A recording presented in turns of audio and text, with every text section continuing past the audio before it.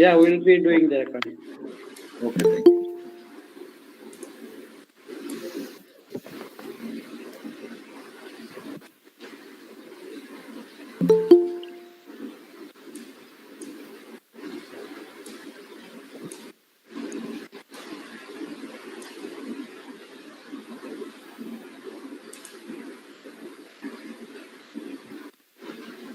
I think total 70 slides are there, so I just take 70 minutes. Okay.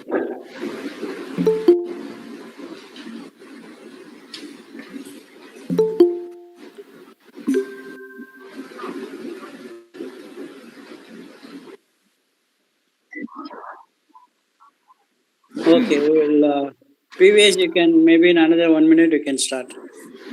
Okay, sir. Any introduction is there, or should I start Yes, with my own introduction? introduction will be there after. Okay. Okay, sure.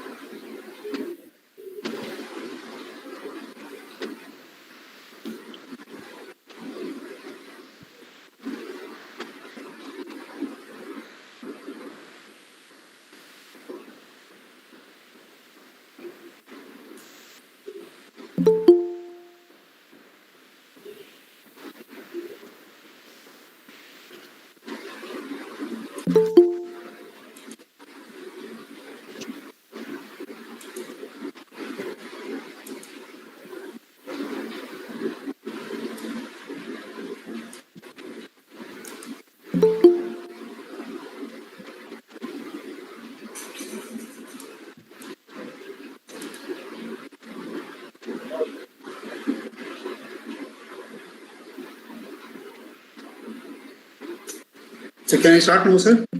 Okay, sir. Good evening, participants. CSI Chennai, ECM Chennai, and IEEE CS Madras cordially invite you to a webinar on Green ICT and Data Centers for Digital Transformation by Dr. M.B. Chilukuri, Associate Professor, Power Systems and Smart Grid, School of Electrical Engineering, VIT Vellore. Sustainability is the key to driving industry and economy in developed countries. Green ICT is of crucial importance for a sustainable economic development. The domains where ICT can help are vast. Reduction of carbon emissions is only one example. Equally important are issues like reducing waste and maximizing the use of raw materials. For the last 2 decades, ICT has taken a lead in delivering technological solutions mainly through data centers and cloud services. In addition, ICT is a driving force behind 2 major ongoing technological transformations, smart grid and smart cities in the society through use of green ICT. This technical talk covers the concept of green ICT and its impact on data centers and cloud services. In addition, it will discuss research and business opportunities for digital transformation.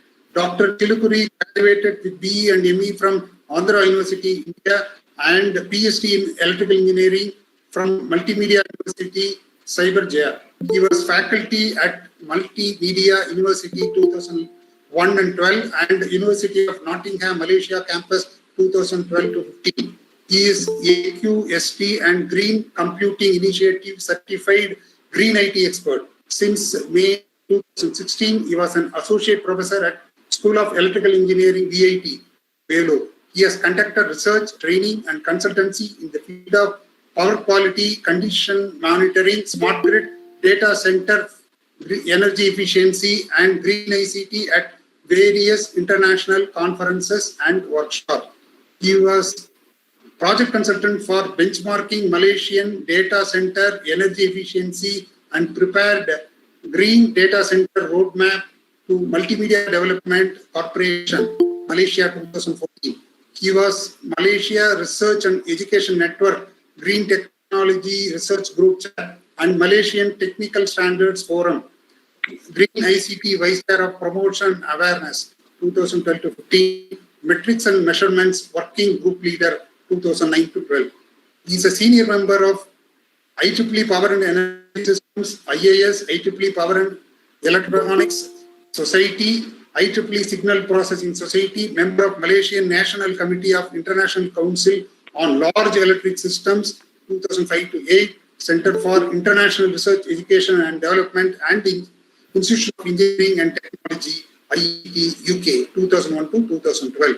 He is organizing committee member of international conferences, IEEE International Conference on Signal and Image Processing Applications, 2011, IEEE International Conference on Signal and Image Processing Application, 2009, International Conference on Power and Energy, 2003 and 6, and Council on Large Electric Systems, C6 Study Committee Colloquium on Rural Electrification for Socio-Economic Development, 2007. He is a reviewer of IEEE transaction on power delivery, industrial application, signal processing, and the International Journal of Signal Processing of Elsevier for over 20 years. Currently, he is a member of IEEE P825 Working Group on Transactive Energy and Developing Work Guide. Over to Dr. Chilukuri. Thank you. Thank you, Dr. Mohan. Good evening, everyone. First of all, I would like to thank Computer Society Chennai as well as the ACM for giving me the opportunity to share my knowledge and experience on green ICT and data center for digital transformation. Okay. So as Dr. Mohan mentioned, the various roles I played in the last 10 years. I will be sharing that information I have learned in this process. So let me start with a brief introduction about what is happening in India on data centers. So hope everybody can hear me and see my slide. Okay. So right now I'm associate professor in School of Electrical Engineering at VIT Vellore. So let me tell about Indian data center market, especially currently. Indian data center market actually has 8.2 million square feet built up area as per 2019, and Mumbai city leads the highest percentage of share, which is around 40%.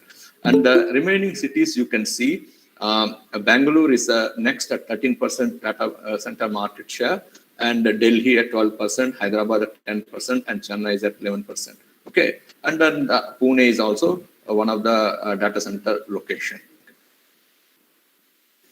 So that another aspect of this data center market is, if you see that, currently the data center market in India is consuming 350 megawatt of power as per the 2019 records. Okay, so this is the 250 megawatt power only for IT load. Okay, usually data center, they operate at efficiency of around 50%. That means if 350 megawatt power is consumed by the servers, then another 350 megawatt power is required for air conditioning and lighting.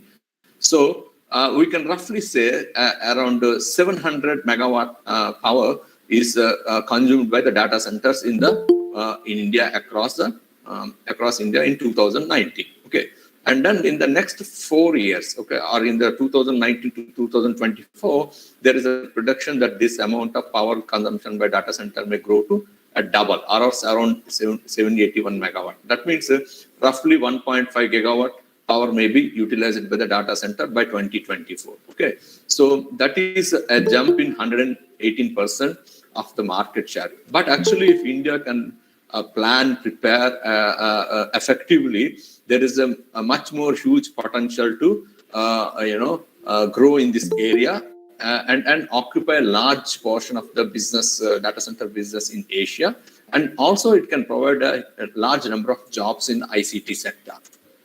So let me tell you why this is happening. Okay, you can see that that in the next coming 3-4 years, there is an opportunity of $4.1 billion US dollars in data center market. And then you can see here currently that industry revenues are growing from 1 billion at financial year 2019 to 3.2 billion in 2024. Okay, and if you see that data center market, just now I mentioned it is actually consuming around 350 megawatt, but you can see that initially in 2002 to 2007 the data center market is only consuming 50 megawatt. Okay, so in the next 2008 to 10, it has grown up to 72, then 84, then 143. So these are all added up to give around 3.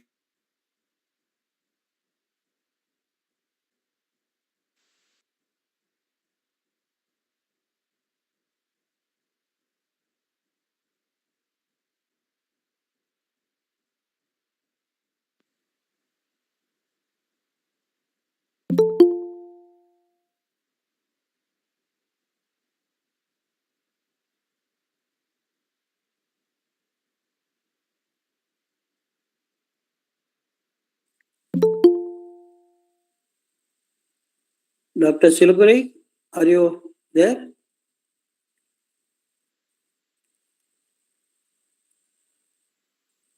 You are muted. Hello, Chilukuri, you are muted. Looks like.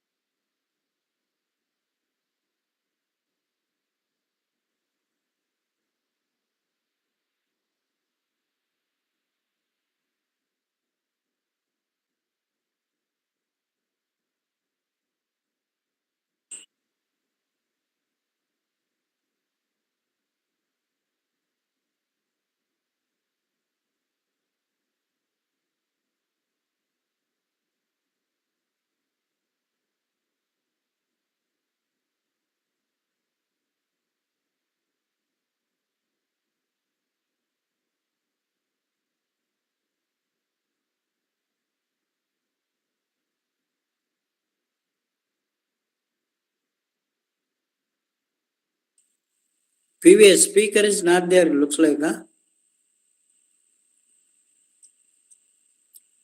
He- Yes, sir. He is available now. I think No, I phoned him up. Okay, now I could see him in the list actually. Because he was not there, so I think some called him. disruption or something. Ah, I think Dr. Chilukuri, I think he can connect now.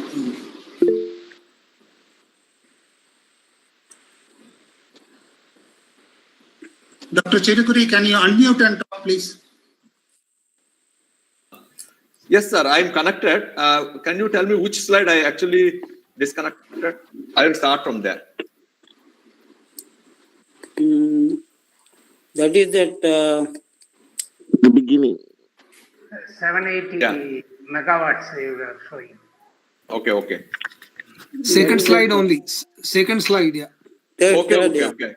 Okay. Then fine. Okay. Let me start again. Okay, anyway, sorry for the disconnection. I think there was a network outage. I didn't realize. Can you see my screen now? Yes. Yes. Okay. So I was talking about the potential of business in data center market. Okay. As per the market estimate, there is a potential of 4.1 billion USD in the data center market in the next couple of years. Okay. So right now the market is around 1 billion USD, but by 2024 it's going to grow to 3.2 billion. And then this is the growth of data center business in India in terms of megawatt of power usage. In 2007 we are consuming only 50 megawatt, whereby 2020 we have actually reached to 350 megawatt. This 350 megawatt is the IT load. So that means currently the data center power consumption in India is around 700 megawatt. And the reason behind the growth of data center business is due to the number of mobile users. Currently, India has 578 million mobile users and who are using social media widely. You can see the usage of the social media in India. You can see the major social media usage is the WhatsApp, 400 million users are there. Facebook, 300 million. Next is the YouTube, 225. So on. There are many other applications or social media platforms where the number of users is growing as well as the amount of data. So the key driver for the data is actually the mobile user and the social media. And another thing is the amount of data used by the user in 2014 was around 0.3 GB per month. Okay, but that has actually increased to 7.6 GB per month. In the last 5 years. And similarly, the cost of data also reduced. Okay, earlier the cost of the data is 269 rupee per GB. Now it is actually very less. And more importantly, that there will be a huge opportunity for a data center business in future due to the data localization. Earlier, Indian government actually as a step behind because of the data security and privacy. And not only that, the power infrastructure was not ready. Okay, so currently India has 375 gigawatt of power, which is I think 200 times excess than the current demand of 175 gigawatt. Okay, so that the large amount of renewable energy and other resources are actually provide a better platform for Indian data center market in the next couple of years. And we are all expecting 5G, and 5G is going to provide a better quality of internet resources as well as the amount of data also. So that 5G is going to create a lot of business in data center and cloud services. And there are many other reasons for potential growth in data center business in the next coming years. And one of the aspect is the cost actually. So let me tell you the cost of the data centers based on the size. So if the size of the data center is less than 500 kilowatt, then the cost is around 120 to 150 US dollar. But if the size is increasing to 1 megawatt or more, the cost of the data center is coming down 90 to 100 US dollar per certain amount of size. Okay, I will compare this cost actually in country-wise. You can compare. So you can see that the cost of data center, setting up a data center in various countries. In Australia, it is 162 to 45 US dollar. In Singapore, is 132 to 220.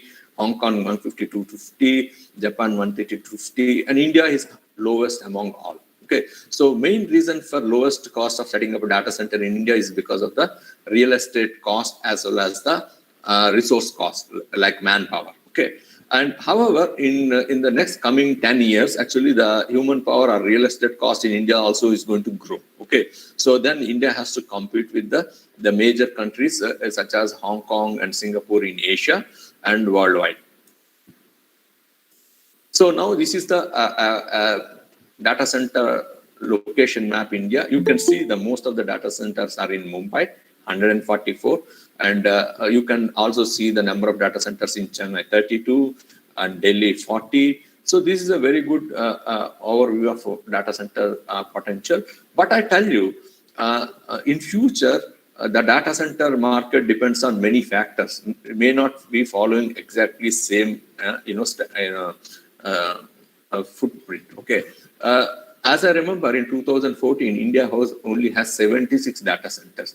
Now you can see the number of the data center has grown to, more than double. Okay, and mainly because of the mobile user. And these are the potential opportunities in the next couple of years for the data center market as per the city. Okay, and you can see the Chennai is the second next to Mumbai, and Chennai already actually has.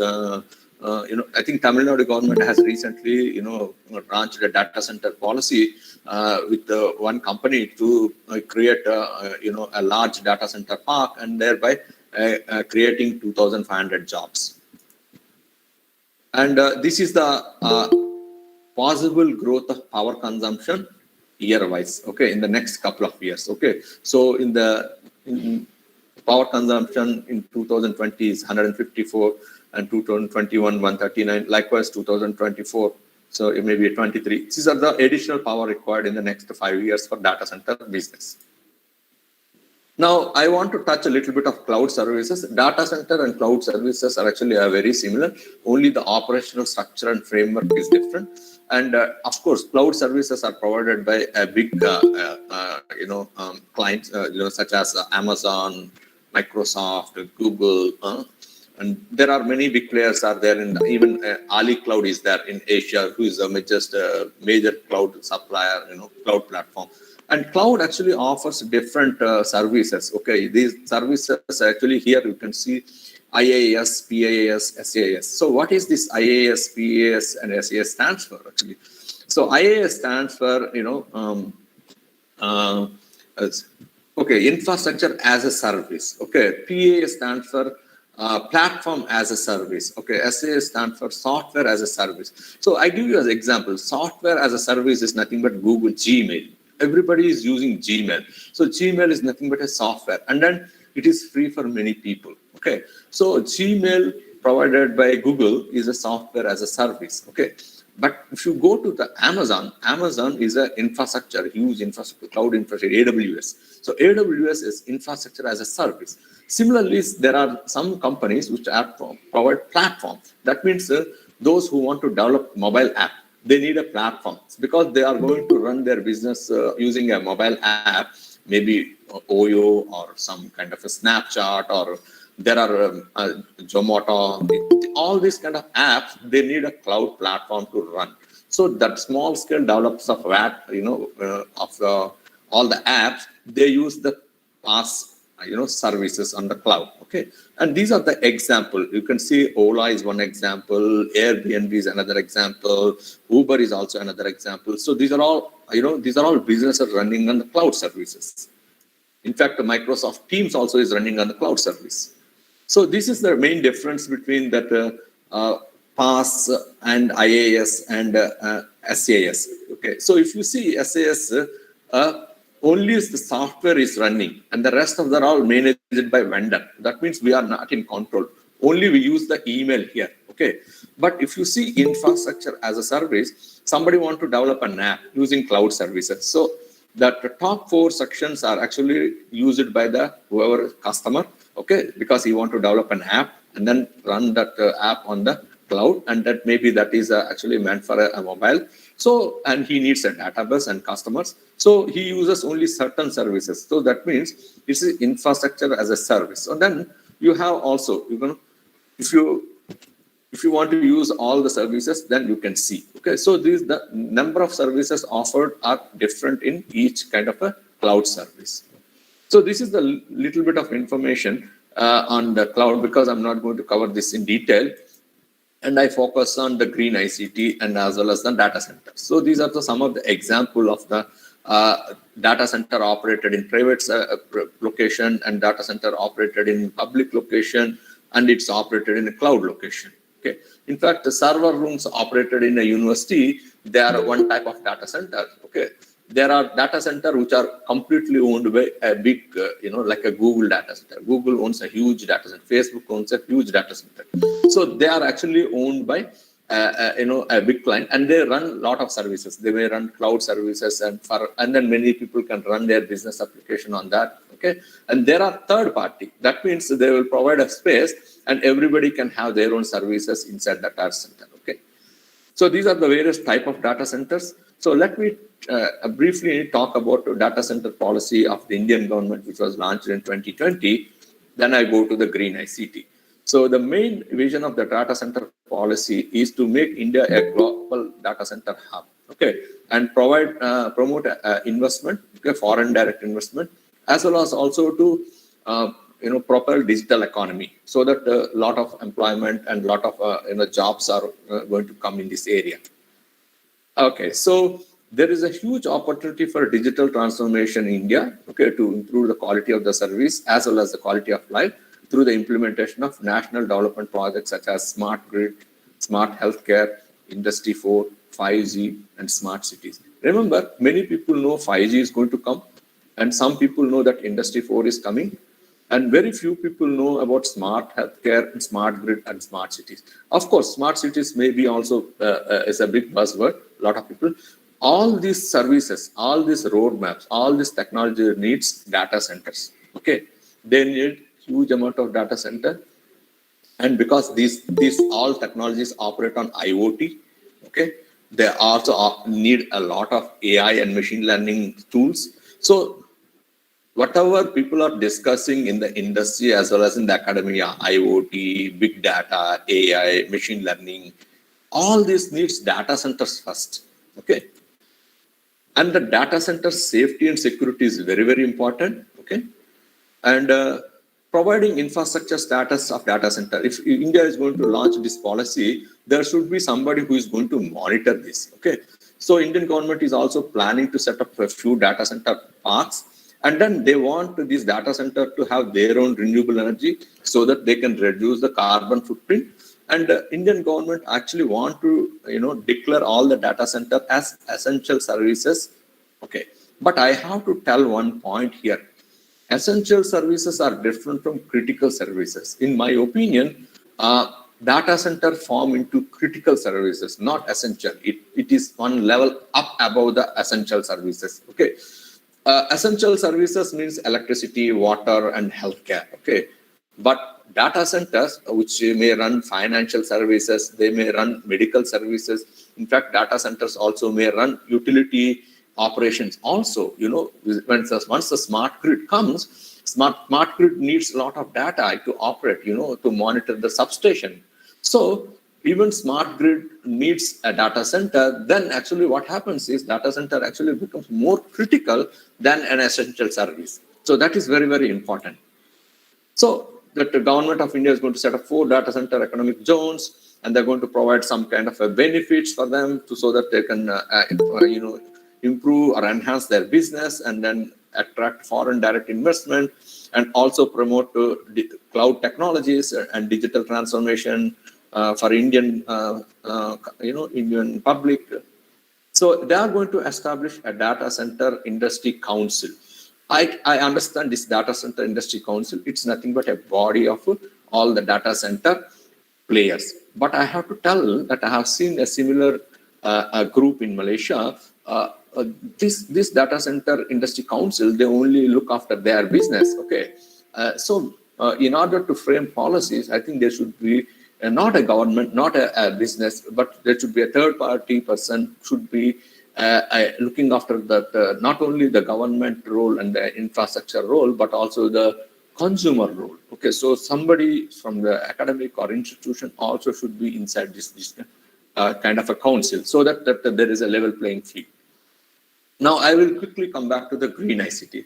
First of all, what is green ICT, how it is related to data center industry, and then also how it's going to impact digital transformation, not just in an organization, but across the country. So first, let me define what is green ICT. So green ICT, actually ICT stands for Information and Communication Technologies, that you understand that it covers both communication side and IT side, okay? Because for the last 10 years, after the, not 10 years, 20 years, after the internet, emerging, both communication and IT have merged, okay? A lot of technologies evolved due to the merge of both IT and communication. And one of the technology which is going to come is smart grid. Smart grid is nothing but the communication and information integration on power grid. Okay, so green ICT is nothing but application of technologies and practices that will reduce resource consumption, such as energy, water, and material. Okay, so if you can reduce all this material, you can also reduce the carbon emission. Okay, you can also reduce e-waste. So the information and communication technologies have life cycle. So we have to also see that we, construct, deploy, use, and then dispose safely without actually damaging the environment.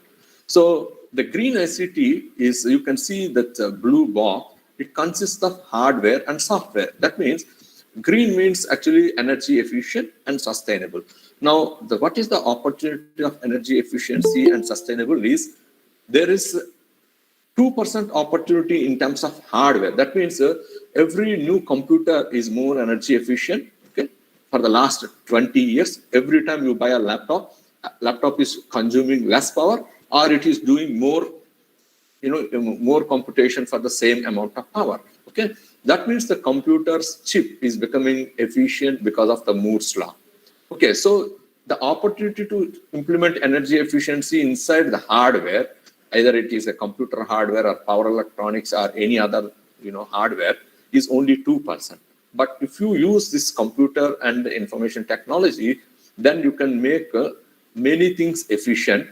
One efficient is electricity grid. So if you want to make electricity grid smart grid, then you have to use software. So this software which is coming on electricity grid is nothing but smart grid. Okay, so the smart grid has to make the power generation, transmission, and distribution in a more efficient way. Why that is required? I will tell you. India is the country with the highest T&D losses. Okay, so we have to reduce our transmission and distribution losses. That is possible through design, but that is also possible through management of electricity usage. Similarly, there are other solutions like energy management in the building, energy management inside a computer. In fact, energy management is there in your mobile phone also. So energy management solutions are all IT driven, okay, or ICT driven. So all these energy management solutions are applicable for every building, malls, schools, institution, and they are also applicable for communities and smart cities. Smart cities comes that so that you not only manage your energy efficiently, but also water and other waste. Managing water and waste, efficiently, that is the next step, in moving towards global warming and climate change. Okay, so let me go into what are the potential applications. You can see here that green ICT in hardware is actually in equipment, peripheral, facilities such as data centers. Okay, when I say equipment means it could be storage or telecommunication network switches. Peripherals means routers, TVs, radio, printers. The network means local area, wide area, home area network. Then these are all the devices. Then there are services, outsourced service, in-house services such as data center. So data centers consume power continuously round the clock. So they have to be also operated efficiently, which requires not only in designing energy efficient data center, but also operating. Okay, so this is the a block diagram showing what are the opportunities in implementing green ICT solution to achieve sustainability. Okay, so ICT is a part of the solution. ICT is also part of the problem. What does that mean? As I said, the number of computers, mobile phones, tablets, they are all increasing. That means this ICT's power consumption is increasing every year exponentially. Okay, so that means ICT contribution to the global warming is also increasing. But at the same time, the ICT industry claims that though our consumption across the worldwide is increasing very fast, rapidly, but we can actually help to reduce the emission through software like energy management solution, example, smart cities, smart meters, smart building. So there are so many solutions where ICT can help in reducing not only electricity consumption, but also reducing water consumption as well as reducing the waste management. Okay, so this is what actually I want to show you what happened many years ago, but this is not relevant now because I don't have data from 20 to 2020, but I will show you. See, the transistor power consumption decreased very fast in the last 1970 to 2005.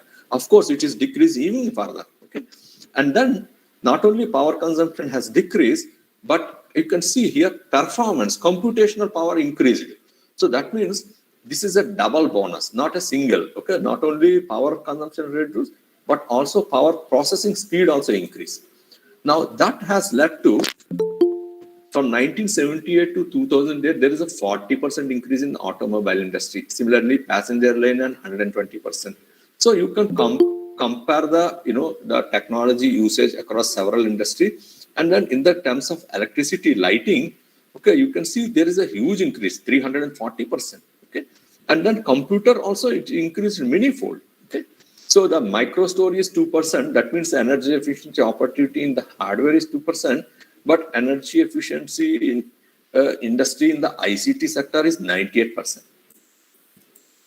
So you can see that servers, number of servers in 2006.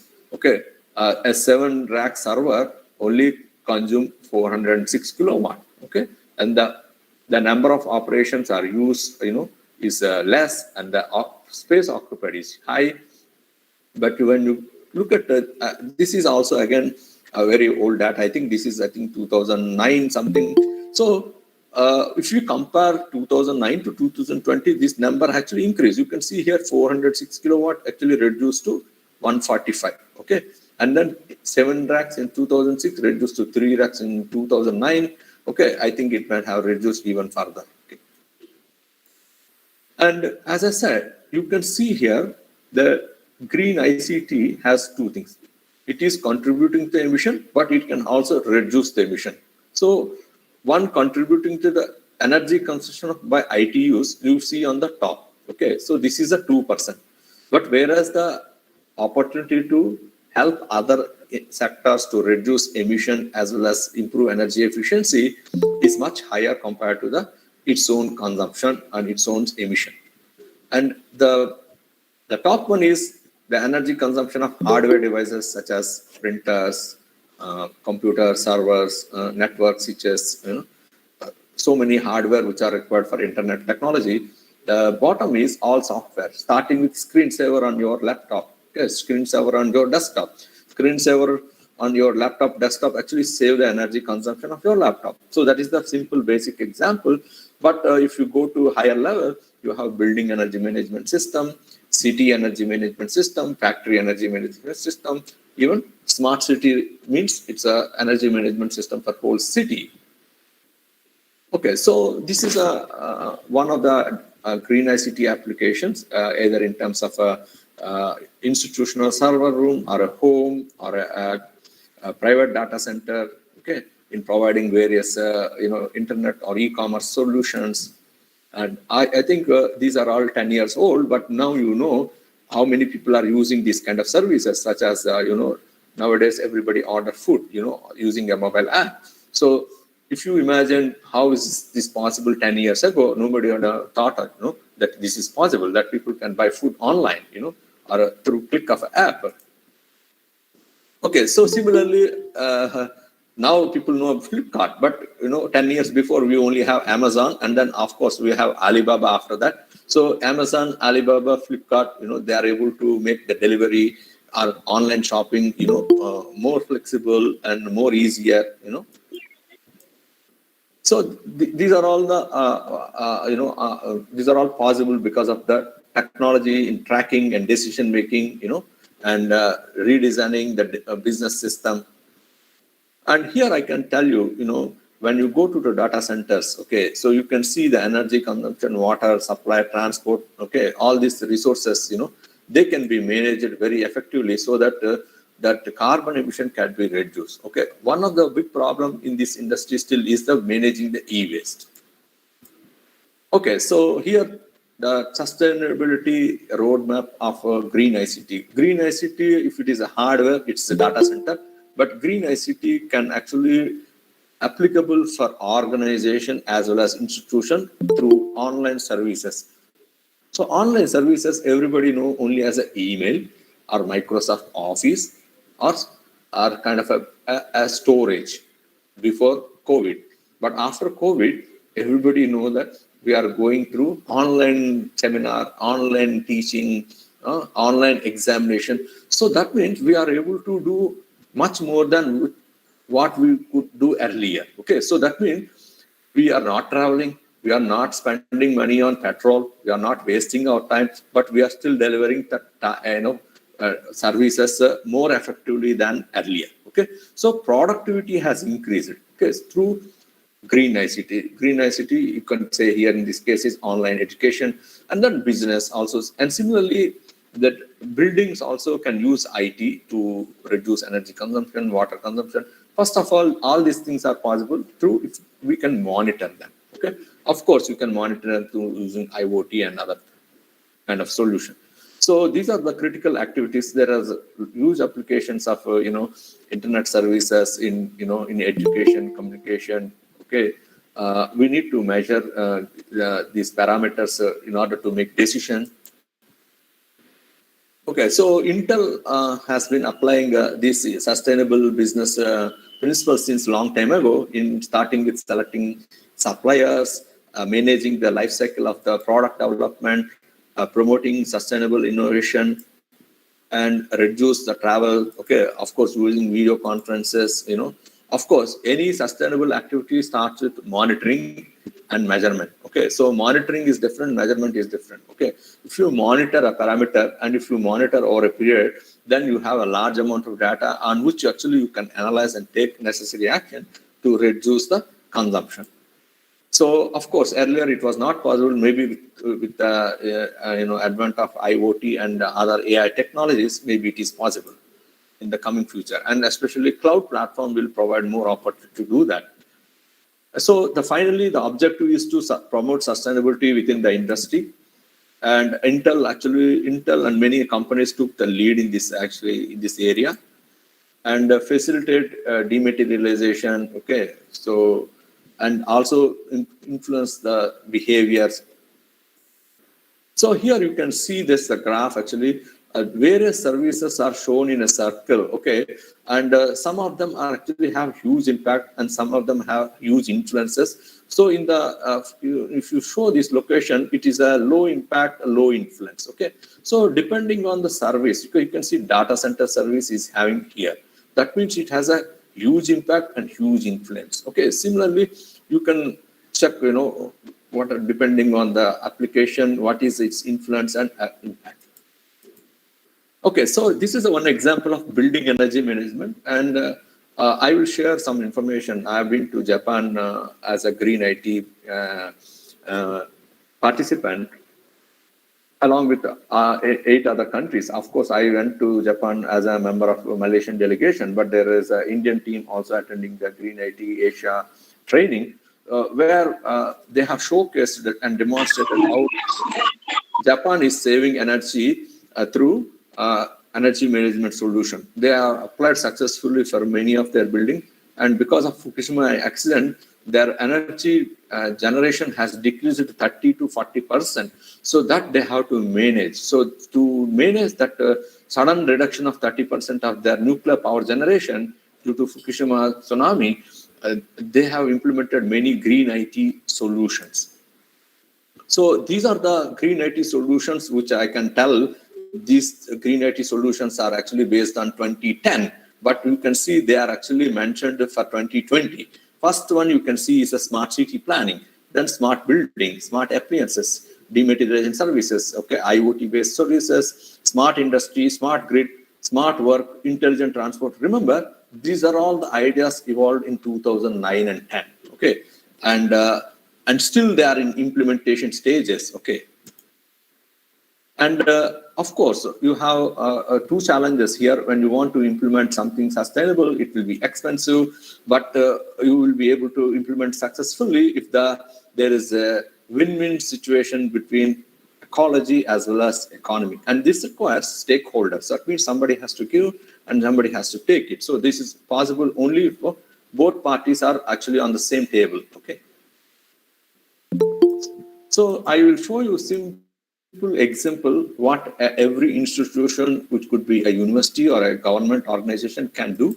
Okay, implement energy monitoring or energy audit, and then you have to implement a continuous plan. It's not a one-time job. Okay, so make a commitment, set a goal, and create a plan, implement the action, and then measure it. Okay, so first you have to start with whether you have energy audit or not. That can be done through a green ICT survey. So there was a green ICT survey conducted on 250 American higher, higher education institutions. Okay, of course, most of them are at various levels of energy efficiency policies. And this can be done in Indian institutions as well. You know, how many institutions are actually implementing energy audit, energy efficiency mechanisms and policies? Okay, so you start with monitoring energy. Of course, you can start with using smart meter. And you can also, after you monitor, you can study the data and optimize your energy consumption. Because remember, energy consumption keep on increasing. So you have to keep on optimizing your energy usage, okay? And there should be some metrics to measure whether the performance is improving or not, because performance cannot be compared with a small institution to a big institution. Okay, so same thing happens to the data center. Later, I will show you an example what happened. So green ICT metrics and measurements are important. These are actually evolved for data center, but these are applicable for smart cities and other, applications and businesses as well. So finally, at the end of the day, there should be a benchmarking. That means today where we are in terms of efficiency, tomorrow where we want to go. And then tomorrow also we need to check whether we reached that goal or not. If not, what should be done to move forward? And it should run in a cyclic process. Otherwise, that efficiency will go out of track. Okay, so there need to be an R&D. So this is actually a slide which I prepared in 10 years ago. Now this can be done with AI and IoT and big data. Big data will come because there's so many sensors required if you want to monitor entire facility. So now you can see a map here, Green ICT Sustainable Initiative. Now this map shows that, okay, the impact from the Green ICT solution or initiative and how difficult it is to implement. If you are trying to do something like switching off the light, okay, switching off the light is a very easy task. But its impact is, that means the amount of energy you can save is low. Okay, so if you are going to do something which is free of cost, okay, or which requires less investment in terms of money, that return is also a little. Okay, but you can start here.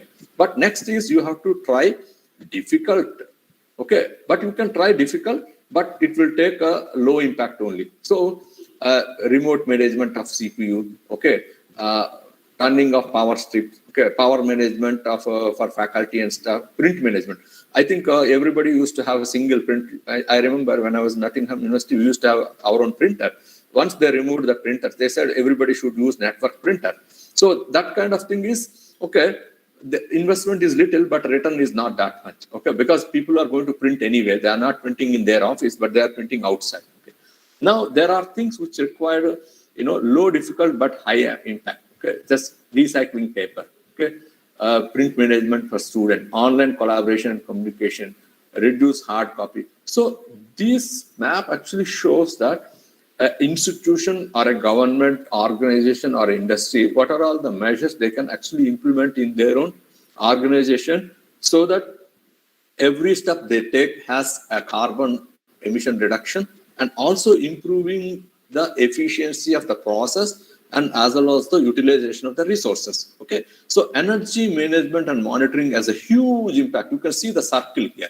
It not only is in this particular quadrant where the impact is high, investment is also high, but it actually occupy huge footprint. So you have to see that which one occupy huge impact. Circle. Okay, whatever is that, if you are buying energy star computer, that means energy efficient computer, that will also reduce huge amount of carbon emission. So you have to go in this particular diagram as per the circle size. Okay, so I will leave the this data for your information. You can try whatever you want in your company and your organization or you at home by following these sustainable initiatives. Okay, I have highlighted red with high priority, then the yellow, and then the green like that. Okay, so you can go through what I highlighted, what are important. The red is, you can see the energy management and energy monitoring is red. Because you take that step, you will definitely save energy and reduce emissions. Okay. So now let me show you. This is one of the picture I took. So I am attending Green IT Asia program in Tokyo. You can see this is in 2011 Tokyo, and these are my Indian delegates actually. And this is the one data center energy efficiency symposium I organized in 2014. That means after attending training, you may ask, what is the end result? I was able to conduct a benchmarking study for Malaysian data centers with my knowledge acquired in this training, and then able to share that with the stakeholder. In fact, this whole event is organized by me. Now I will share that what I have done in that particular study. So in that particular study, we actually studied the energy efficiency of various Malaysian data centers. Some of them are old, some of them are new, some of them are small, some of them are very big. So they are all scattered, okay? And it's not actually easy for me to do alone. But anyway, I managed to do it alone, and I will share that information quickly. So this is a outline of a data center. You can see data center actually, this is all the data center equipment. It can be computer server or storage or network equipment, other peripheral devices. Okay. Of course, this data center requires cooling and it requires large amount of power, and it needs backup generator because data center carrying critical information. So there should not be any power outage. So data center needs a power supply from not only utility, but also from local generator. It should also have UPS. Okay. And some data center actually are investing additional amount of money to include renewable energy here. Okay. So now, as I mentioned earlier, that global energy consumption of data centers is around 2%. Okay, that means this much, only the blue part. In 2006 or 7, this is 1.3%. Now it is actually 3 to 4%. Okay, because now we are in 2020. But these computer and ICT equipment, they can actually save energy consumption of many sectors. Okay, now in the data center worldwide, you can see Google is only 1%, so remaining are the 99%. Okay. Okay, now I will show you. This is actually why Google, Facebook, and many people have started their own data center is because of the mobile traffic. Okay, so mobile traffic has increased very fast from 2009 to 12, 2017, and 2020. You can see the number of users in 2009 is 90,000, but in 2017 it is 11 million, and 2020 it is much more. So these are the, I'm showing a slide of 2009. You remember, this is the slide in 2009. The same slide you can see actually in 2020. Okay. 2020, the number of users of Facebook has grown, Google has grown, YouTube has grown. Even this year, there's no WhatsApp here. WhatsApp has come in, and TikTok is not there. So many things. Ali Cloud is not there. Okay, so actually this all started with a study by one gentleman, okay. He conducted a study on how the data center industry is growing. He conducted this study in 2006. So he noticed that the data center industry is growing from 2000 to 2006 at a 14% rate, okay. So he thought this is actually at the very critical juncture where the Google come into the picture, okay. So he expected the data center industry will grow in 5 scenarios. These 5 scenarios, some actually have the energy efficiency practices, okay, so that to reduce the emission, and then based on the market, prediction. But what happened is the actual data center industry did not grow as per this study. The reason is there 2008 and 9 there is economic recession in US, not only in US but worldwide. So the whatever the study predicted, okay, between 2006 to 2011, okay, it did not happen. So here I have to mention that if anybody is going to predict the future, next 5 years, what's going to happen, it's very difficult. We can only predict up to next 3 years. Okay, it's very difficult to say what's going to happen beyond the 3 years, because you know really what happened in 2020. You know, nobody expected that COVID will come and then economy will take a dump, or a down, So anyway, so here you can see this. Okay, so this is the consumption of the data center in 2000. 2000, it is around 28.2 billion kilowatt hour per year. Okay, so then this is the electricity usage 28.2 in 2000. It has risen to 61.4 billion. Okay, so this is the growth in 6 years. Okay, so this is 14% annual, as I mentioned. Now, this study actually is based on what I mentioned earlier. Like as I said, Indian data center is consuming 350 megawatt now. What does that mean? Actually, 350 megawatt is for only computer network servers only, okay, or equipment only, IT equipment only. But it requires air conditioning, it requires lighting and office and security. All this needs same amount of power. That means another 350 megawatt is required for data center for AC and other services. So on the same basis, okay, here you can see here, this calculation here shown here, it assumes the same parameter, okay, it assumes that the data center is running at an efficiency of 50%. So that efficiency 50% means the data center performance index PUE is called 2. PUE means performance of utilization of energy, okay. So based on that, okay, based on the server sales data, that total amount of energy consumption is derived, okay. So this is done by Fan et al. In 2007, okay. So this Kumi is the one who has studied this data center energy consumption in US and reported to EPA, okay. That EPA is American Environmental Protection Agency. So in American Environmental Protection Agency or Kume study is based on that power consumption of different components of the computer during that time, okay. Now, before we go into the benchmarking of data centers, okay, we have to understand very importantly how many type of data centers and how do we define them, okay. These are the sizes of the data center. You can see, okay, this is a server closet. That means this is nothing but a server in a bank. This is server room. This is something like a data center in a university, okay. Then you have something which is bigger than 1,000 square feet, okay. So you can see less than 200 square feet, less than 100 square feet, less than 1,000 square feet. They're all small data center, okay. The definition of this server closet, server room, localized data centers are given. Definitely, if you go to any university will have server room, okay.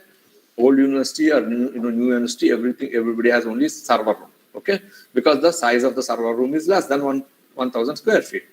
But this is a medium-sized data center where the size of the server room between 1,000 and 5,000 square feet. Similarly, large data centers have more than 5,000 square feet. Okay, maybe Google data center, Amazon or Facebook, they're all very big data centers. So what are the data center component? Data center component not only contains server, storage, network equipment, but it requires power distribution, UPS, cooling, lighting, switchgear, backup generator. So all of them require power. Remember that 350 megawatt of data center consumption is only in these three elements. Okay, and the remaining part of the data center requires approximately another 350. This is I am showing only approximately, but not necessarily. It can be less or it could be high, depending on whether the size of the data center is small or medium or high. If the size of the data center is small, the efficiency of the data center even go lower, not higher. Okay, only the efficiency of the large data center will be higher. Okay, so this is something which I based on a Malaysian scenario. TNB means its utility, and normally the efficiency of the data center is measured at the power input. Okay, so we have PUE 0, 1. So this is PUE 0 or 1 means depending on where you are measuring the efficiency. Okay, if you are measuring at the output, then it's called PUE 2. But if you are measuring efficiency at the server, storage, and equipment, that means if you are measuring the efficiency at the IT equipment, then it's called PUE 3. See, whether you are measuring efficiency depends on location. If you are measuring at this location, it's called 3. If you are measuring at this place, it's called 0. It all depends on provision to measure. In fact, when I visited various data centers have various provisions. Now, you cannot measure the efficiency of small data center similarly to the large data center. Okay, so the access to small data center is different. Access to the large data center. In large data center, lot of private data is there. Security is more, so very difficult to get permission and approval to go and see and then even to take any measurement. So this is as I said. What is PUE? PUE is nothing but the ratio of total facility energy, whatever the power input to the whole data center, divided by only power consumed by IT equipment. This is what I was telling. In the beginning slide, I said the 350 megawatt is the current consumption of Indian data center, right? The 350 megawatt is coming here in the denominator. So roughly what I'm saying that this PUE is 2. That means I'm assuming the remaining facility also consumes another 350 megawatt. So that means the total consumption is 700. So 700 megawatt by 350. So PUE is 2. So PUE is 2 is my assumption. Okay. The same assumption is followed by Kume and when he did the study in 2006. Of course, it can vary. It can be below 2. Large data center operate at PUE of 1.2. That means IT load is 1 megawatt. They only need another 200 kilowatt for cooling. That is only possible if the cooling is done using water. Remember, Microsoft actually did a study of underwater sea data center. So underwater sea data center does not need any energy for its cooling because they put the data center inside the seabed.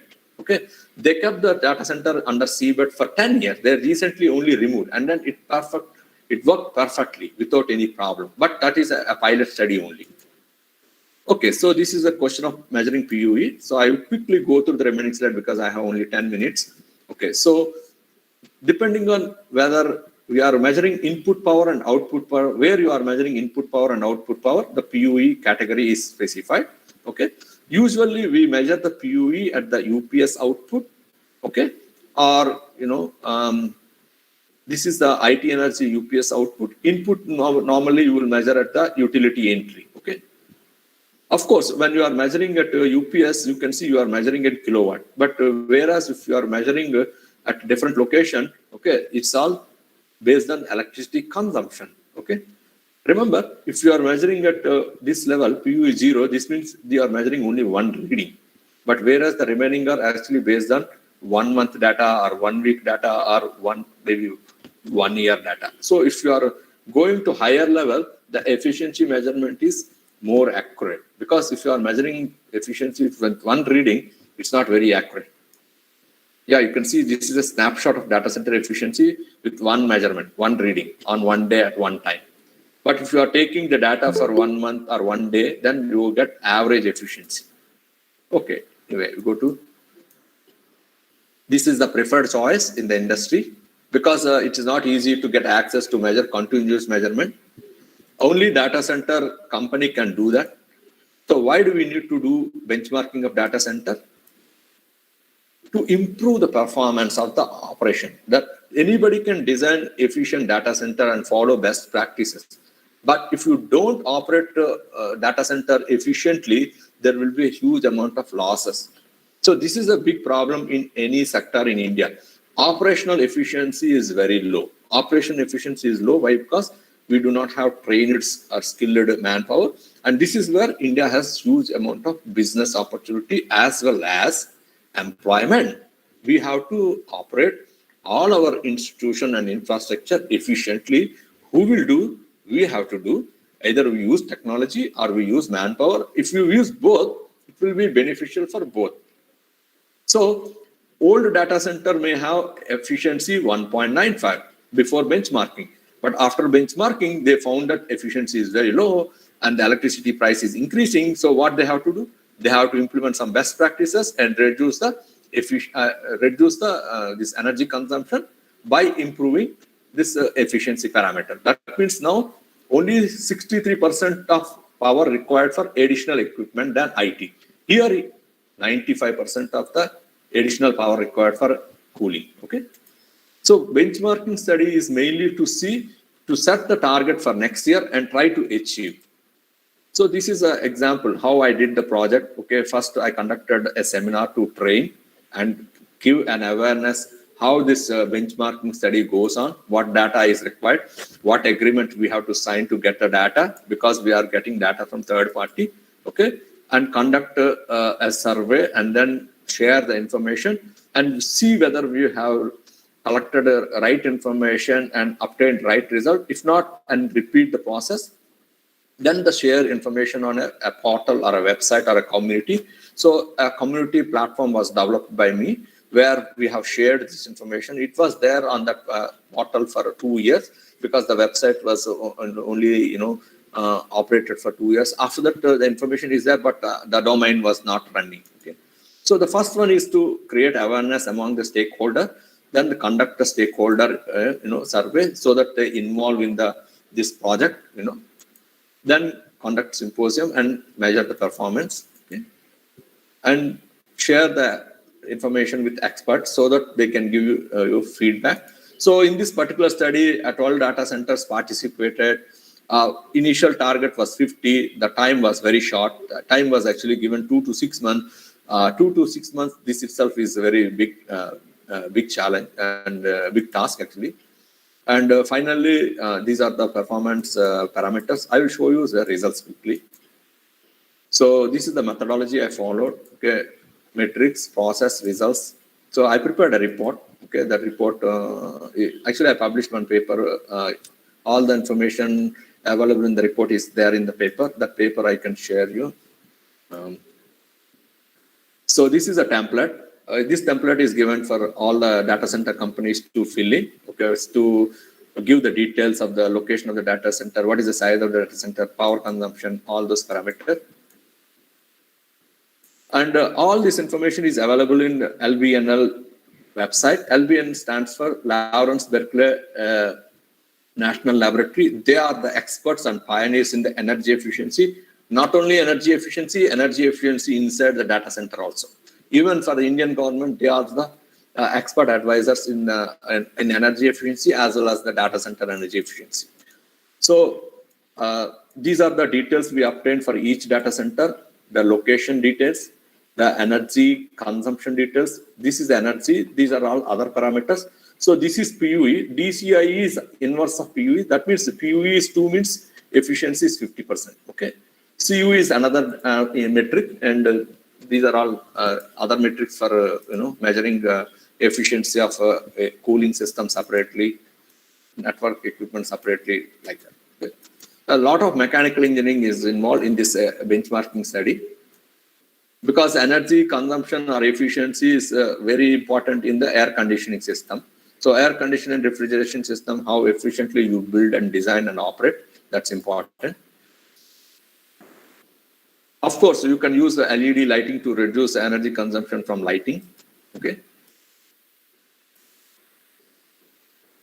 So this is the overall process and how we have implemented this study in a period of a timeline. Okay. So usually this takes at least 2 to 3 weeks. Okay, so every process takes a certain amount of time. That's the reason I was telling that this cannot be done in a 2-month span or 4-month span, because you have to apply this process for every data center you investigate. So whatever the data center participated, we identified them as small, medium, and large. Some of them are new, some of them are very old. So this is the IT load and this is the non-IT load. You can see the efficiency is very low. That means efficiency is only 30%. That is what the Malaysian data centers. Okay. So because the efficiency is only 30%, there is a huge potential to save. Okay. This is the total energy consumption by all the data centers in Malaysia. Okay. And this is the total energy. This is IT energy. This is total energy. And there is a benchmarking tool, so that after you do the benchmarking study or once you measure the efficiency, you can set what is that the efficiency you want to improve for next year, or how you do it, and then after that you achieve or not. If you do that, how much emission you reduce. This is a tool which is available online.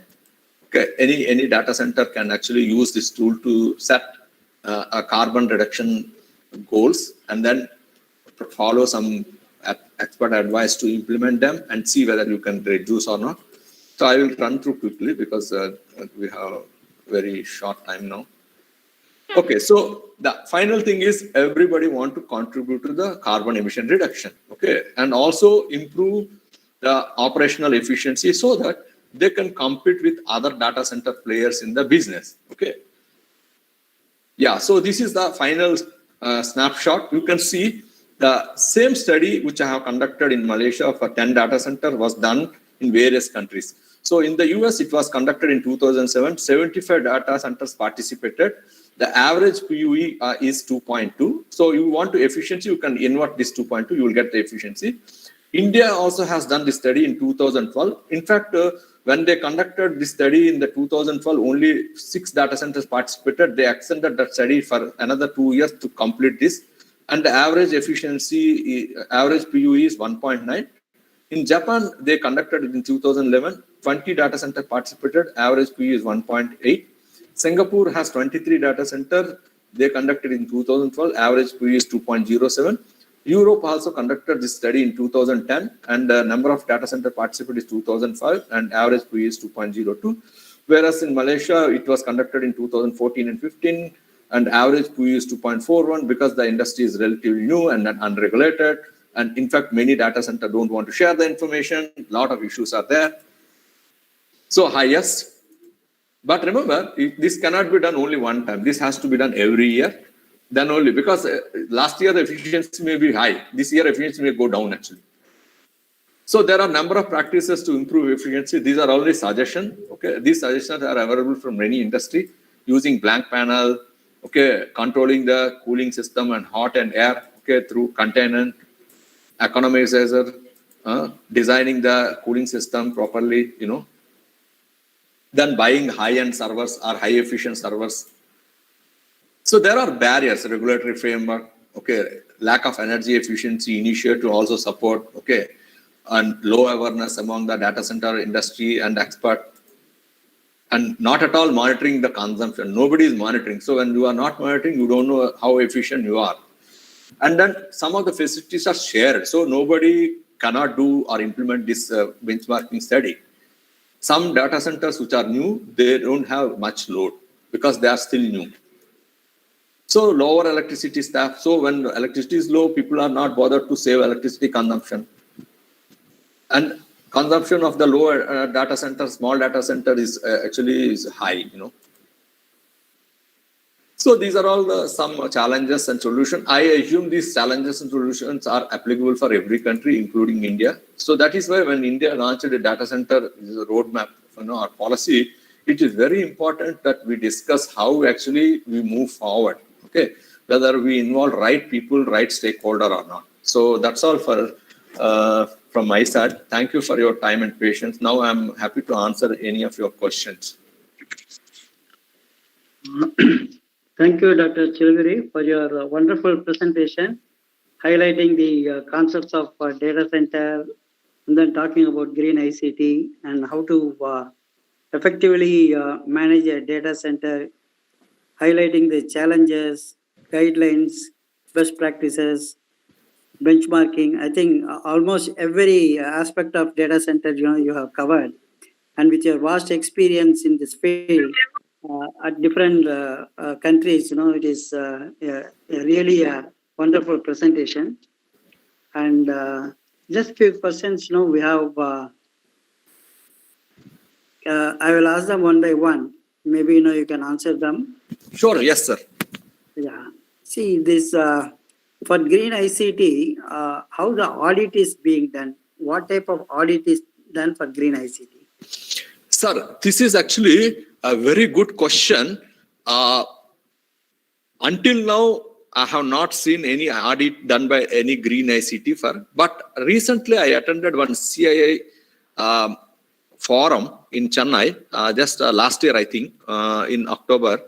Tata Consultancy came up with the digital transformation tool. So Tata Consultancy has developed a tool in which, I think, 1 minute.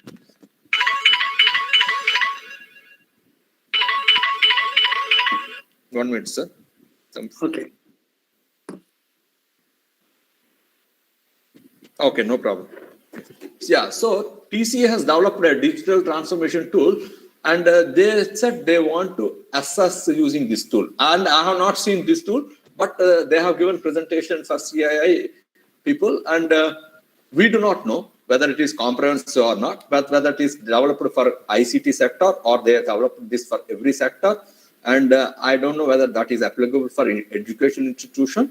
I have no idea, but it is interesting to see that. That is first thing. Second thing is, people who are attending this session, they can develop their own tool, because based on the information I share, the problem is TCS might have developed this tool from the industry perspective. Okay, but when it goes to apply for different industry or different segment of the society, there will be some kind of gaps, okay, which need to be included. So my suggestion is, okay, if you are actually implementing ICT technology in your organization, such as work from home is one, okay, network printer is another, only using soft copy instead of hard copy, okay, moving from traditional services to online services. So you have to identify your business processes, and in this business processes, you identify which business processes you can actually take into online. Okay, why? Because you are applying new technology in order to save money, improve the speed, and also improve the service quality. I give you an example: leave application or conference leave application. So what happens is, in India, many organizations, including academic organizations, they are still following old and new. So that has to be, addressed. You cannot follow old and new. Why? Because when you are following old and new, you are actually doubling the process. You are not actually moving towards efficiency. You are using technology again. So my suggestion is, this can be taken as a study. This is where academic people actually always, even though if TCS has already this green ICT measurement tool, they have not involved any stakeholder in developing that tool, right? So we have to put ourselves. Can it be useful? I don't know unless we try. Okay, these data centers are classified as critical infrastructure, right? Yes. So, which means that how exactly the maintenance? What are the maintenance issues in the data center? Because when it is a critical infrastructure, so we can't take it that lightly, right? Very, very good question. Again, this is a very good question. Why? Because data center maintenance is it has to be done regular basis. The reason is, data centers are designed with 3 type of power supply. Okay. In fact, not many data centers have this. Actually, based on the data center power supply design, they call tier 1, tier 2, tier 3, tier 4. So India has only one data center in tier 4. So tier 4 means it has a power supply from two different utilities. One coming from private, another is coming from government utility, okay? And they also have diesel generator backup. They also have UPS. So that means at any cost, there should not be any power outage. Now, important question is, how many tier 4 data centers are there across the world? There are many. Singapore Stock Exchange has tier 4 data center. But still, when there is a power outage was there, their backup failed completely. They have not only their power system backup failed, but they have a backup data center, which is a disaster recovery data center. That means when this data center is not running for some reason, they have one backup disaster recovery data center. Even that did not run. So it lead to an outage of 3 hours. That is a very big disaster because they lost almost 120 million for it. So that means the reliability design of the data center failed. So this is a one key area where right people should be involved. Otherwise, most of these data centers are designed and developed by consultants. Okay. They just follow standard practices. Are there any specific training given for the data center operations, or what type of research work is going on in this data center efficiency management? Okay, coming back to the training, there are few big companies like DCIM. DCIM is one company. Uptime Institute is another company. These are all data center industry driven companies. That means DCIM also gives training, also does the study of the survey of how data centers. Actually, Uptime Institute, I will tell you why uptime. How long the data center is up. Okay, so the aim of the company is itself uptime. So this Uptime Institute, they give the data center rating like tier 1 or tier 2 or tier 3 or tier 4. Okay, so they not only give rating, they also train people. They conduct a survey every year across worldwide. So whenever they conduct study, they share with all data center companies. So they conduct training. But other than some people, okay, DCM is one software for energy management of data center. They also conduct training. So whoever actually has a business, they are conducting training as also additional business. But in my opinion, we also need to have training conducted by policy holders and experts. If experts are not coming, why the data centers are failing? One example I told Singapore, there is several cases, such cases are there. Amazon data center failed, even Google data center failed, Microsoft data center failed. Every time when there is a data center failure, the loss is in millions. So there is where research is required. Why, despite design, why that reliability levels is 3. That means first fail, second fail, third also fail. UPS failed, DG failed, third another power processor, all are failing. So when all of them failing, then only this process interruption is taking place. Okay, nowadays we are hearing something like portable data centers, ready-made data centers. So can you highlight some aspects of that? Very good question. It is actually new to me, this word also, but I can really understand from where you are coming. This portable data center is very, very useful as a disaster recovery center. Like every company, they should have backup somewhere else. I give you an example. Many of our banks, okay, many of our financial institutions, they have their backup only in behind. What happens is there is a flood, your backup is also down. So this portable data center can be movable. Okay, it can come to your company and take the backup and go. So when there is a flood, what happens is this portable data center can actually take the data to a safe location. Okay, so this is something which is new and then useful for many people.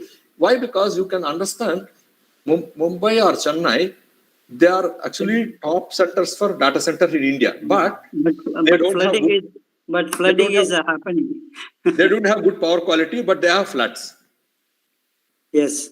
So we don't have infrastructure, but we have low cost of data center. Low cost of data center only is attracting. Why? Because flooding can happen anywhere, so you have to address. And then power quality is also in Mumbai is not that great. Chennai is also not that great. So without power quality, without safe infrastructure, how do you address this problem? You can get the business provided you can improve the safety level of the data. Not only safety, security also. Okay, okay. And Tesla has come out with storage batteries, no? I mean, the huge storage banks, they call it. So what will be the role of this, in terms of powering up data centers, This, Very good, actually, very good. I tell you, I think this could be one solution where the current outages are happening. Remember, current outages, they are happening despite many challenges. Means redundancy in the design, okay, redundancy in the UPS, redundancy in the power supply. Despite so many redundancy, there is the outages of it. Like I give you example, we have UPS, we have diesel generator. Just now I had an outage, network outage. It's not power outage. Power is there. Router somewhere switched off and switched on. okay. One area I will tell everybody participant here is we have solution for outage for electricity. That means I have UPS or I have solar inverter or I have a diesel generator. But telecommunication equipment does not have solution. Okay. Single point of thing. Yeah, electricity is there. Like, power goes, but my laptop is running on battery. But what happens is the signal is gone. Okay. This is a major problem in online teaching. Why? Because in online teaching, we have 40-minute, 50-minute class. If power outage comes 2 times, you will be losing 10 to 20 minutes there itself. Correct. Maybe one more point. I want to highlight this particular point. Why? Because this is a very, very important point for study. I have done 2 transactions recently whenever I was booking a train ticket. What happened is I paid money through using credit card. But this money has not reached IRCTC. IRCT. That means the server on the bank is working. Server on the IRCTC failed. So what happened is money is deducted twice, ticket was not issued. And this is happening frequently. Yes. So there is a gap there. There is a gap. Why? Because I thought I bought a ticket because the money is deducted from credit card. But when I went there, ticket is not there. Then what I do? I buy another ticket. Then that ticket price is very high because you have to buy that tatkal. That is true. The role of renewable energy in data center, is that how efficient the renewable energy like solar power and things like Very that? good question. Very good question. One more research area I want to highlight here. I only mentioned data center metric PUE. So PUE means total energy consumption of the data center by only IT load, right? But if you reverse that formula, that means IT load by total energy efficiency comes in. But this efficiency parameter only static efficiency, not dynamic. So Japan, this Japanese ICT Council came up with another parameter called DPP. DPP stands for Data Center Performance Per Usage. So that means it not only measures efficiency in the infrastructure, but it will also measure the efficiency in the operation. That means when the data center is lightly loaded, you have to turn off your servers, okay, accordingly. And it also considers carbon reduction through renewable energy. So it has 4 components. Okay, I've only mentioned 3 components. That means the efficiency in IT equipment, efficiency in the system, efficiency in the fuel usage. There is one more parameter is there, network equipment. So if you can measure all these 4, then you are actually running your data center efficiently all the time. So this index, Japanese have implemented on their data center, but across the world, not many people have applied. This is a very good study area. Why? Because different metrics are there, but nobody has studied what is the benefit of measuring using different metrics. If you are measuring using DPP, then you are operating data center efficiently all the time. Otherwise, I will tell you example. Green building is green. It's not green in operation. Okay. Okay. And this the Data Center Council of India, you were mentioning, Yeah. they have formulated certain regulations, right? Yes. Yeah. So these regulations, are they easier to adopt, or it is stringent in terms of?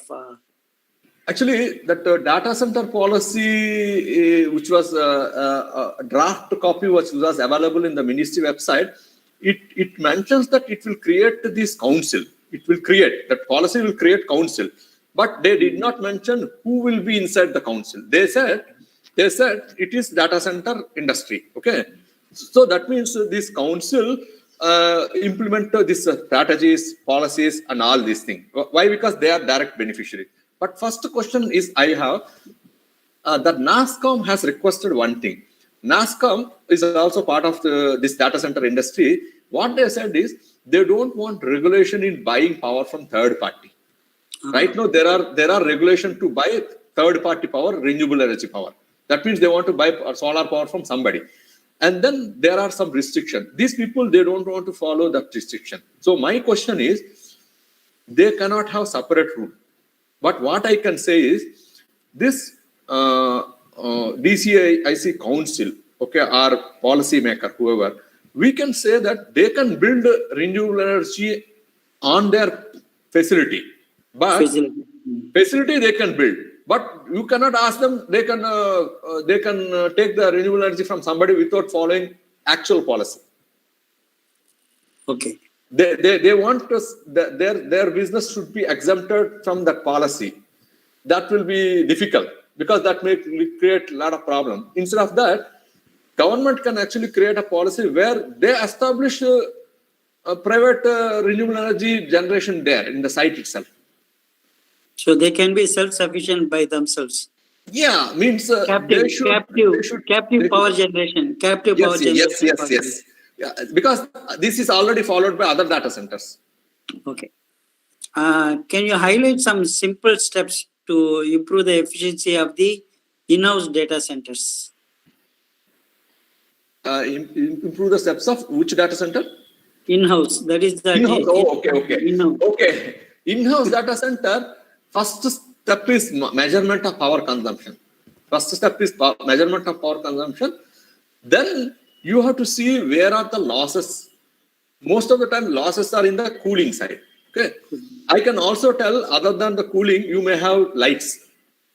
So you can change the lights to LED. Normally, lighting in data center, you will not use continuously. You will use only when you enter there. Okay. So its consumption is very little. But first thing is you measure and you see where there is opportunity to measure. I give you a simple example. If you enter any university data center, what happens is most of the racks will be blank. Okay, so you have to cover them, and then they may have excess AC. You don't need excess AC actually. One point I would tell you: in-house data center, you operate at 24 degrees temperature. That is best. First step is, see, 24 degrees temperature will not save much energy for small data center, but it will save large amount for higher data centers. Bigger data center, you change 1 degree temperature, it will save 3% of power consumption. Okay. Are there any enhancements to be done in the case of communication protocols for the green ICT? Communication protocols. Okay, very good question. Very good question. This is what I want to highlight here.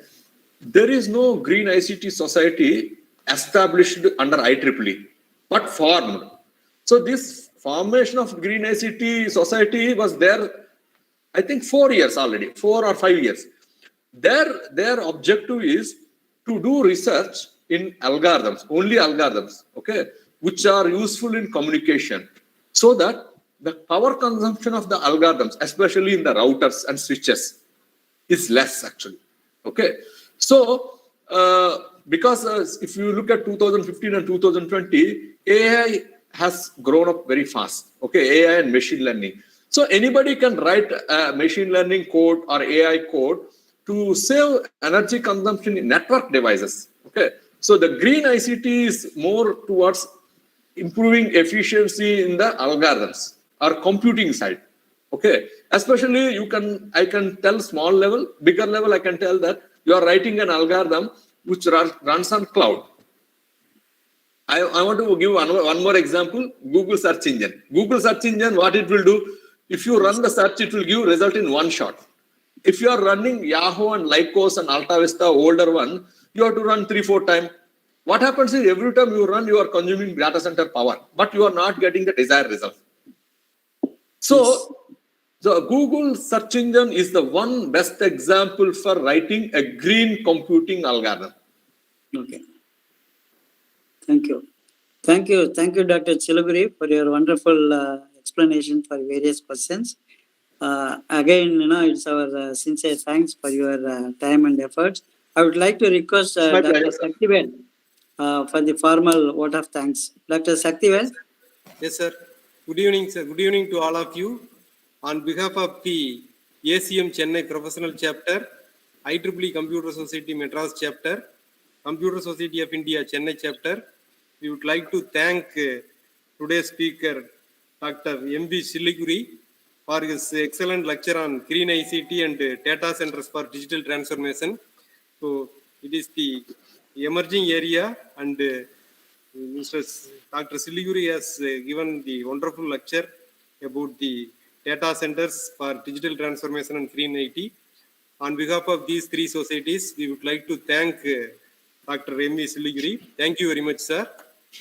I would like to thank Mr. H.R. Mohan, Chairman, ACM Chennai Professional Chapter, Mr. P.V. Subramaniam, Chairman, CSA Chennai Chapter, and Dr. Akhila, Managing Committee Member, CSA Chennai Chapter, for their dedicated and excellent support in organizing this webinar. And I would like to thank the participants who have participated through the virtual environments like Google Meet and YouTube. So without the active participation, the webinar would not be a successful one. So on behalf of these societies, we would like to thank all the participants for their active participation. And finally, I would like to thank one and all for their active participation in this webinar. Thank you. Thank you very much, sir. Thank you, sir. Thank you very much. Thank you. Thank you. Before we formally wind up the meeting, I'd like to say some announcement regarding the forthcoming programs. On 8th Tuesday, we have a program on demystifying fintech. Basically, it will talk about the payment systems, various payment systems, including the wallets and things like that, and what are the guidelines and how the technology is being used in the payment systems and so on. Because with the increased digitization, a lot of digital payments are happening. So it will demystify what are the roles played by the payment systems. And it is going to be an excellent program in understanding the technology, what is going on, and what are the precautions we need to take in using these payment systems. On 12th, we have, that is the next Saturday, we have a program on software engineering, which was coined, the word software engineering was coined 50 years back. And from then, there had been a lot of developments in the area of software engineering. And it is going to trace the history of software engineering, when it was started, and then how it has developed, and what is the current status of software engineering. So both the programs are going to be interesting, and we have already sent the invitations to our members as well as the other group members. Please register and attend in these programs. So thank you very much for your participation. Thank you very much.